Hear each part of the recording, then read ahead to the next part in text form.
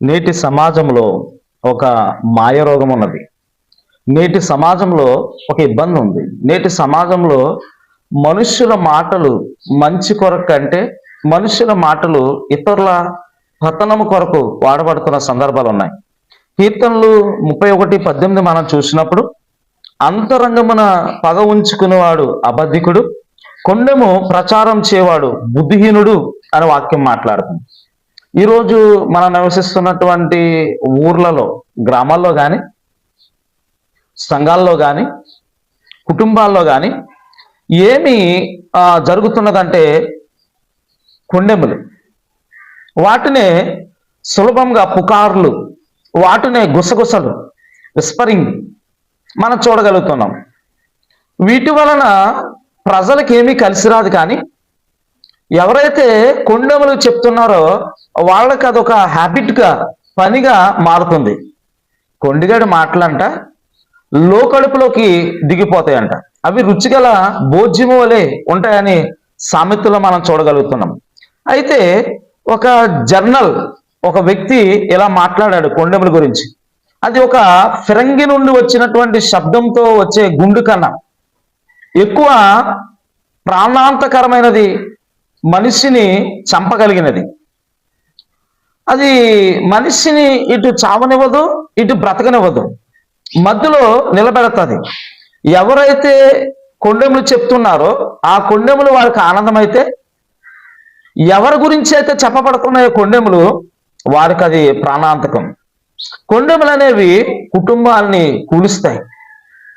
కొండెములు అనేవి హృదయాన్ని నాశనం చేస్తాయి. కొండెములు అనేవి జీవితాన్ని నాశనం చేస్తాయి. కొండెములు బెదిరించకుండానే బలంగా పనిచేసి ఎదుటి వారి యొక్క సాక్ష్యములను దెబ్బతీస్తాయి. కొండెములు సత్యాన్ని లక్ష్య పెట్టవు. కొండెములు న్యాయము విచారణ చెయ్యు. చాలాసార్లు కొండాలు చెప్పడం వలన సత్యం గెలవదండి. కొండాలు చెప్పడం వలన ఏం జరుగుతుందంటే న్యాయం ఉండదు కొండెములో. అందుకని అవి అబద్ధాలు. వాక్యమే సెలవిస్తుంది, కొండిగాడి వలె, కొండి కత్తెల వలె మనం ఉండొద్దని వాక్యం సెలవిస్తుంది. రోమీలకు రాసిన పత్రిక 1వ అధ్యాయము 29వ వచనంలో కూడా కొండ్రేగాండ్రును, అపవాదకులను, దేవద్వేషులను, హింసకులను, అహంకారులను. క్రైస్తవులు దేవుని ఎరిగిన బిడ్డలు మాత్రమే కాదు, దేవుని ఎరగని బిడ్డలు కూడా చాలా జాగ్రత్తగా గమనించాలి. ఈ కొండెములు అనేవి నీవెవరి గురించి అయితే మాట్లాడుతున్నావో వారి జీవితాన్ని పాడు చేస్తా ఉన్నాయి. నీ గురించి ఎవరైనా చెడుగా మాట్లాడితే నువ్వు ఎంత బాధపడతావు? కానీ ఎదుటివారి గురించి కొండెములు మాట్లాడవలసినటువంటి అవసరం కూడా నీకు లేదు. కానీ చాలా సందర్భంలో నీవు ఆ కొండెములను మాట్లాడే వ్యక్తిగా ఉంటే నువ్వు సరి చేసుకోవాలి. ఎందుకంటే దేవుడు అంటాడు, అబద్ధములాడు నాలుకలను తంగేడు నిప్పులతో ఆయన కాలుస్తాను అంటున్నాడు.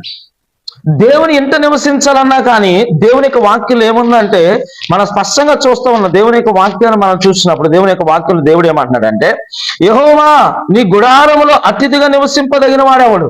నీ పరిశుద్ధ పర్వతం మీద నివసింపదగిన వాడెవడు? యథార్థమైన ప్రవర్తన కలిగి నీతిని అనుసరించచ్చు హృదయపూర్వకముగా నిజము పలుకువాడే. ఈరోజు యేసు అంటూ ఉన్నాడు, నేనే మార్గమును, సత్యమును, జీవమునై ఉన్నానంటే చాలా మంది ఈ మార్గాన్ని విడిచి బ్రతుకుతున్న వారు ఉన్నారు. ఈ సత్యాన్ని విడిచి బ్రతుకుతున్న వారు ఉన్నారు. ఈ జీవాన్ని విడిచి బ్రతుకుతున్న వారు ఉన్నారు. ప్రాముఖ్యంగా కొండిగాళ్ళు, కొండి కత్తులు ఏం చేస్తారంటే సత్యాన్ని విస్మరించి. చూడండి, సంఘాల్లో, నేటి సంఘాల్లో కొండెములకు ఎంత ప్రాముఖ్యత ఉన్నదో. కొండిగాన్ని దేవుడు ఇష్టపడ్డాడని మీకు తెలుస్తుందా? కొండిగాల్ని దేవుడు దూరం ఉంచుతాడని మీకు తెలుస్తుందా? ఒకరి యొక్క నిందలు వేయడం వాక్యమే సెలవిస్తుంది. 15వ కీర్తనలో నేను ఇంతకు ముందు చదివాను, ఖచ్చితంగా మాట్లాడుతుంది. అట్టువాడు నాలికతో కొండెమలాడు, తన చెలికానికి కీడు చేయుడు, తన పొరుగు వాని మీద నింద మోపడు. ప్రియమైన దేవుని బిడ్డలారా, మనం గమనించినప్పుడు ఈ రోజున నీ మాట ఒకరిని బ్రతికించేదిగా ఉండాలి. నీ మాట ఒక కుటుంబాన్ని కట్టేదిగా ఉండాలి. నీ మాట ఒకరిని ముందుకు నడిపించేదిగా ఉండాలి. కానీ నీ కొండెములు చాలా మందిని నాశనం చేసేవి ఉంటాయి. నేను ఒక స్టోరీ చెప్పి కొన్ని రెఫరెన్సులు చూపెడతాను. ఈ కొండెము కత్తితో పొడిచినటువంటి లోతైన గాయం వంటిది. కత్తి అవసరం లేదు మనిషిని చంపడానికి. నువ్వు మాట్లాడే మాటలు, నువ్వు వేసే బాణాలు కొండెములు. కానీ వాక్యం ఏమి సెలవిస్తుంది? ఆయన పరిశుద్ధ పర్వతం మీద ఉండాలంటే, ఆయన సన్నిధిలో నీవు ఉండాలంటే, ఆయన నివాసంలో నీవు ఉండాలంటే కొండెములు ఏం చేయాలంట? మానాలి అని వాక్యం సెలవిస్తుంది. కొండెముల వలన చాలా నష్టాలు జరుగుతాయి. కొండెముల వల్ల చాలా ఇబ్బందులు జరుగుతాయి. ఒక రోజున ఒక వ్యక్తి చాలా మంచి వ్యాపారం చేసుకుంటూ ఉన్నాడు, చాలా చక్కగా జీవిస్తూ ఉన్నాడు, చాలా అభివృద్ధి పొందుతున్నాడు.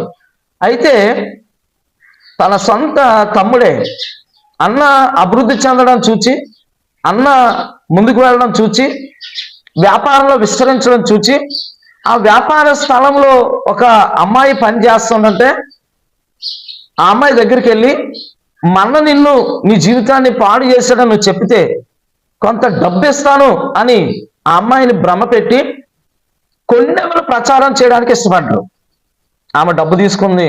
మరుసటి రోజు కొండెమును ప్రసారం చేయడం ప్రారంభించినప్పుడు ఆయన కొన్ని రోజులు ఆ కొండెములను తట్టుకోగలిగాడు. మరికొన్ని రోజుల్లో భార్య, 2 పిల్లలు సమస్యను వదిలిపెట్టి ఆత్మహత్య చేసుకోవాలని నిర్ణయం తీసుకున్నాడు. నిర్ణయం తీసుకోవడం మాత్రమే కాదు, తీసుకున్న నిర్ణయం ప్రకారం ఒక రోజున హ్యాంగింగ్ ఉరి వేసుకుని చనిపోయాడు. ఫార్మాలిటీస్ అన్నీ అయిపోయినాయి. పోలీసులు వచ్చారు, చేయవలసినంత చేశారు, అంత అయిపోయింది. అంత అయిపోయిన తర్వాత ఆ షాప్లో పనిచేస్తున్న అమ్మాయి, డబ్బులు తీసుకున్న అమ్మాయి, ఇస్కరియోతు యోధ ఎలాగైతే ఈ డబ్బులు నాకు వద్దు, యేసు ప్రభుని అప్పజెప్పిన తర్వాత, అమ్మి వేసిన తర్వాత పశ్చాత్తాప పడ్డానికి ఇష్టపడి మరి ఎలాగైతే డబ్బులు ఇచ్చేయడానికి వెనక్కి వచ్చాడు, అలాగా వాళ్ళ తమ్ముడి దగ్గరికి వెళ్ళి డబ్బులు ఇచ్చేయడానికి ఇష్టపడ్డది.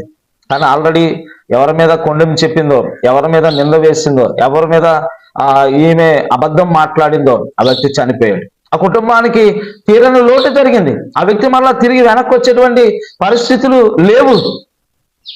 అలాంటి సందర్భాల్లో ఆమె అంటుంది, నా యజమాని ఎంతో మంచోడు, నా యజమాని ఎన్నడూ నాతో పాపం చేయలేదండి, నా యజమాని చాలా మంచోడు, వాళ్ళ తమ్ముడే నాతో ఈ కొండెము చెప్పించాడండి, ఎలా చెప్పించాడు, వ్యాపారంలో జీవితంలో అభివృద్ధి చెందుతున్నాడని. జాగ్రత్త, మనం ఎవరి మధ్య నివసిస్తున్నాం ఆ జనాలు, వారి నాలుక కింద సర్ప విషం ఉన్నది అని వాక్యం మాట్లాడుతుంది. వారి పాపములు విత్తువారుగా ఉన్నారు, చెడును విత్తువారుగా ఉన్నారు, చెడును మాట్లాడేవారుగా ఉన్నారు, చెడును చెప్పువారుగా ఉన్నారు. ప్రియమైన దేవుని బిడ్డలారా, దేవుని ఎరిగిన బిడ్డలారా, మనం కొండెములు మాట్లాడేవారుగా ఉండాలని దేవుడు మాట్లాడడం లేదు. ఎందుకంటే ఆయనతో మన సహవాసం ఉన్నవారుగా ఉంటే, ఆయనతో మనం జీవించేవారుగా ఉంటే కొండెములు మనం ఎన్నడూ కూడా మాట్లాడేవారుగా ఉండకూడదనే బైబిల్ మాట్లాడుతుంది. ఎందుకంటే వాక్యం సెలవిస్తుంది, తన పొరుగు వాని మీద నింద మోపడు, అట్టివాడు నాలుకతో కొండెములాడు, తన పొరుగు వానికి చిలికానికి కీడు చేయడు. ఎంతో నమ్మి విషయాన్ని చెప్తే ఈరోజు కొండెములు చెప్పేవారుగా ఉన్నారు. నా సేవా జీవితంలో కూడా ఒక రోజున ఒక దైవ సేవకుడు మరొక దైవ సేవకుని పిలిచి, నా మీదనే నేను కొన్ని డబ్బులు ఇస్తాను, ఆ వ్యక్తి గురించి కొండెములు చెప్పమన్నప్పుడు నేను చెప్పను.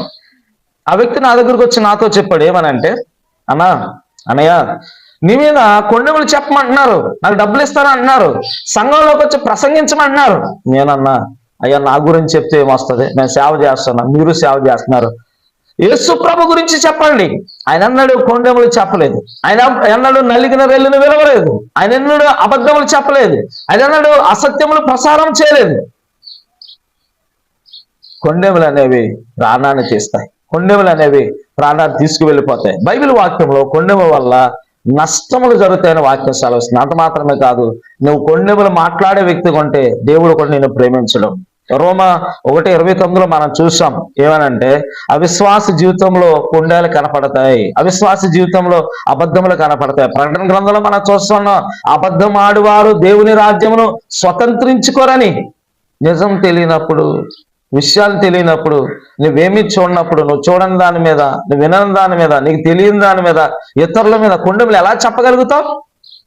నీవు కొండెములు మాట్లాడే వ్యక్తి అయితే నువ్వు దేవునికి దూరంగా ఉండే వ్యక్తివి. వాక్యం సెలవిస్తుంది, కొండెగాడు మిత్రభేదం చేయను, సామెతలు 16:28 మనం చూసినప్పుడు కొండెగాడు మిత్రభేదం చేయను. అంత మాత్రమే కాదు, లేవికాండం 19:16 చూసినప్పుడు నీ ప్రజల్లో కొండెములాడుచు ఇంటింటికి తిరగకూడదు, నేను యెహోవాను నీ దేవుడను. ఆయన అంటున్నాను, నేను పరిశుద్ధమైన దేవుడును, లేని వార్త పుట్టించకూడదు అని వాక్యం సెలవిస్తుంది. చూడండి, పూర్వకాలంలో, ఈ కాలంలో, ప్రస్తుత కాలంలో చాలా మంది మాటలు ఏం జరుగుతున్నాయంటే కొండెములు జరుగుతున్నాయి.